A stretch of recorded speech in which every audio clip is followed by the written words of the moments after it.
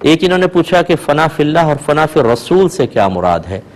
اس کے لیکن فنا فی الرسول سے مراد یہ ہوتا ہے کہ انسان ذات رسول میں ایسا فنا ہو جائے کہ وہ جس طرف نگاہ اٹھائے اس کو نبی نظر آئے، جو سوچے تو نبی کے بارے میں، وہ اگر کوئی حرکت کرتا ہے تو نبی کے مطابق، وہ کسی چیز کو چھوڑتا ہے، ناپسند کرتا ہے تو نبی کریم کی ناپسندیدگی کی وجہ سے، کسی شے کو پسند کرتا ہے تو میرے آقا صلی اللہ علیہ وسلم کی پسند کے پیش نظر، نبی کریم صلی اللہ علیہ وسلم کی اطاعت سے سر منہ بھی ادھر ادھر نہیں ہوتا ہے، ہر وقت نبی کریم کا تصور، ہر وقت نبی کریم کا ذکر، یعنی سراپا بس وہ عاشق بن جاتا ہے اور اس کی ہستی ختم ہو جاتی ہے، گویا کہ اپنی طرف توجہ ختم ہو جاتی ہے صرف نبی کریم کی طرف، اسے کہتے ہیں فنا فی الرسول۔ جب یہی کیفیت اللہ تبارک و تعالیٰ کے لیے ہو جائے کہ بس یہاں اللہ کے لیے تصور تو قائم نہیں کر سکتے لیکن بس ہر وقت اللہ بس باقی ہوس، جب یہ صورتحال ہو جاتی ہے تو انسان فنا فی اللہ کے مقام پر فائز ہوتا ہے۔ لیکن یاد رکھیں کہ یہ بغیر مرشد کامل کے، مرشد کامل کون ہوگا؟ کہ جو مطلب صحیح العقیدہ ہو، صاحب علم، عالم ہونا ضروری ہے، مفتی ہو تو بدرجہ اولا بہتر ہے تاکہ ہر مسئلے میں گائیڈ لائن ملے، اور اس کے علاوہ وہ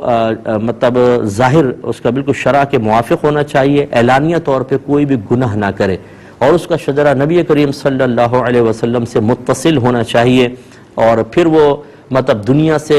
بے رغبت ہو، مرید کی جیب پر نہیں اس کی آخرت پر نگاہ رکھے، تب کہیں جا کے ایسا ہو سکتا ہے۔ لیکن بہت ہی معذرت کے ساتھ میں یہ جملہ عرض کر رہا ہوں کہ اب ہمارے ہاں اکثر فنا فی المرشد سے اوپر کوئی مقام نہیں ہے، بس فنا فی المرشد آپ ہو جائیں، اس کے بعد ختم، بس پھر اس کے بعد فنا فی الرسول اور فنا فی اللہ، یہ تو مقامات اب بھول ہی گئے ہیں لوگ کہ اب یہاں تک بھی مرید کو پہنچانا ہوتا ہے، اب فنا فی المرشد پہ بات ختم ہو جاتی ہے، تو یہ نہیں ہونا چاہیے۔ میرے آقا صلی اللہ علیہ وسلم نے سب سے پہلے صحابہ کرام کو اپنے گرد جمع کیا ہے،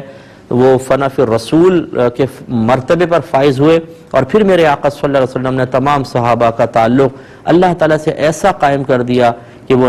نبی سے تو عشق رکھتے ہی رکھتے تھے، اللہ تعالیٰ کے بھی عاشق ہو گئے، اور پھر وہ فنا فی اللہ کے مقام پر فائز ہوئے۔ تو یہ جب طریقت کے مسائل ہم نبی کریم اور صحابہ کرام کو پیش نظر رکھ کر لیتے ہیں تو بس ان کا طریقہ تو یہی تھا، سرکار نے ایسا نہیں کیا کہ صرف اپنی ذات تک محدود رکھا بلکہ ذات کو وسیلہ بنا کر اللہ تک صحابہ کرام کو پہنچایا۔ ایسے ہی مرشد کامل ہونا چاہیے